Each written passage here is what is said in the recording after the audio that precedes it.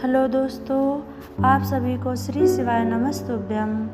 आप सभी लोग कैसे हैं? आशा है कि आप सब अच्छे होंगे।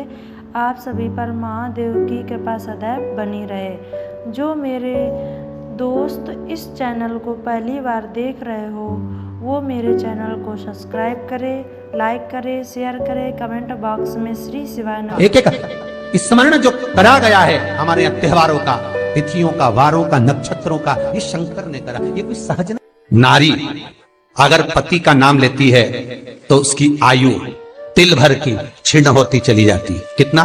तिल भर। स्कंद पुराण में लिखा है तिल भर की आयु क्षीण होती चली जाती। नारी ज्येष्ठ पुत्र का नाम लेती है। हाँ, ज्येष्ठ में अगर बेटी है तो उसका नाम ले सकती है, पर ज्येष्ठ पुत्र बड़ा पुत्र है और पुत्र का नाम लेती है तो उस बालक की कभी उन्नति नहीं हो सकती। तन से, मन से या धन से वो बालक हमेशा दुखी ही रहेगा। तुम दुनिया का सारा सपोर्ट कर दो, तुम चाहे अपनी प्रॉपर्टी बड़े बेटे के नाम कर दो, तुम चाहे पूरा दुनिया भर का सुख अपने बेटे के सामने लाकर खड़ा कर दो, तो भी अगर मां अपने बड़े पुत्र का नाम बार बार लेती है तो वो पुत्र या तो तन से या मन से या धन से दुखी ही मिलेगा, वो सुख नहीं पा सकता।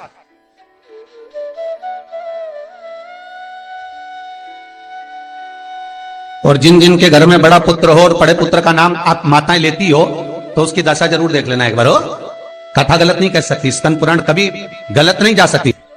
आपके घर में भी अगर बड़ा पुत्र हो और पुत्र का नाम अगर आप ले रहे हो, हाँ ये जरूर है, अगर बेटी बड़ी और उसके बाद पुत्र बड़ा है तो वो ज्येष्ठ नहीं माना जाएगा। ध्यान रखना, ज्येष्ठ का मतलब होता है सबसे बड़ा पुत्र, उसके बाद सारे बच्चों का जन्म हुआ।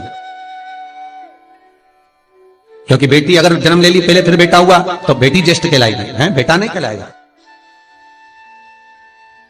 अगर पहला ज्येष्ठ पुत्र है तो मां सारी प्रॉपर्टी दे दे, सारा वैभव दे दे, मां सारा दौलत दे दे, मां उसके ऊपर सर्वस्व निछावर कर दे। पर अगर बेटे का नाम माता बार बार लेती है तो उस बेटे की उन्नति, तरक्की नहीं हो सकती, उसको जीवन में सुख नहीं मिल सकता, कुछ ना कुछ चीज से वो दुखी रहेगा। चाहे वो बच्चों से रहे, पत्नी से रहे, परिवार से रहे, कुटुंब से रहे, व्यापार में रहे, व्यवसाय में रहे, ऑफिस में रहे, चाहे अपने शरीर से रहे, पर दुख तो उसके भाग्य में थोड़ा लिखा ही रहे।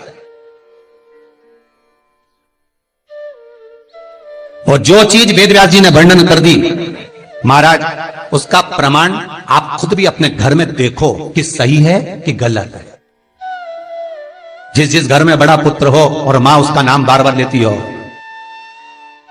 बार बार लेती हो, उस पुत्र की दशा देखिएगा आप। तन, मन और धन तीन तरह से। इसलिए निवेदन करूंगा मेरी माताओं से, आपका प्रेम बहुत है क्योंकि आपका बेटा बड़ा है, आपका पुत्र बड़ा है, आपका बहुत प्रेम है और बेटे का भी माता के प्रति बहुत प्रेम है। पर उस प्रेम में तुम्हारा जो संबोधन है बार बार नाम लेने का, उससे उसको तकलीफ हो सकती है। इसलिए निवेदन है, मेरे कृष्ण का नाम कृष्ण था पर यशोदा कभी कृष्ण नहीं बोली है, कभी नहीं। यशोदा कभी कृष्ण नहीं बोली, कनुआ कहती थी। आपके बेटे का नाम कुछ भी, आप उसको नाम से मत पुकारो, उसका नाम चेंज कर दो, थोड़ा सा बदल दो, आप उस नाम से उसको पुकारना प्रारंभ करो। आप जो भी बोलना चाहें, आपके दिल की बात है, तो आपके पुत्र से आप क्या बोल सकते हो।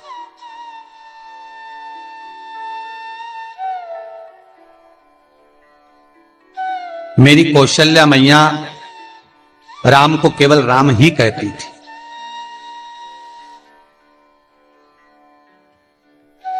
केकई राघव कहती थी, सुमित्रा रघु कहती थी, पर कौशल्या नाम नहीं बदल। और ज्येष्ठ पुत्र थे राम, बड़े थे, बड़े हुए, वन जाना पड़ा, लौट कर आए, धोबी की वार्ता सुनकर सीता का परित्याग करना पड़ा। समय आया लक्ष्मण का त्याग करना पड़ा, और समय आया तो ये शरीर को ही सरयू में छोड़ना पड़ा। कहां से? स्कंद पुराण कहती है पति का नाम अगर नारी ले रही है तो तिल तिल भर उसकी उम्र घट रही है। पर ना जाने माताओं को ऐसा क्या है कि वो आज का फैशन हो गया। ए राघव इधर आ, राघव भी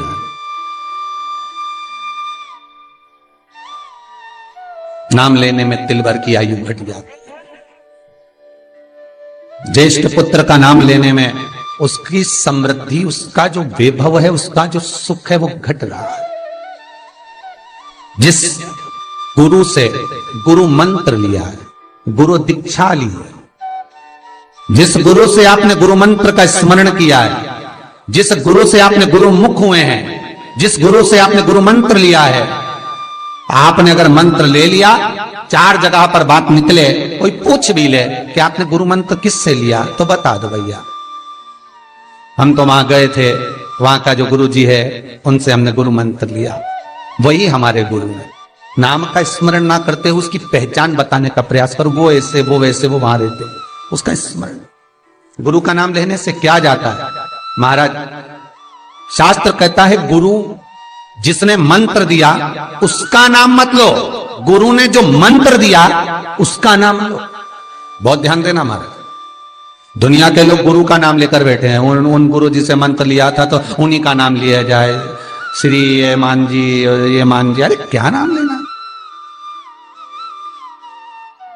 क्या नाम लेना? हमें गुरु का नाम नहीं याद करना, हमें गुरु मंत्र याद करना। जो गुरु ने मंत्र दिया उसका स्मरण करना।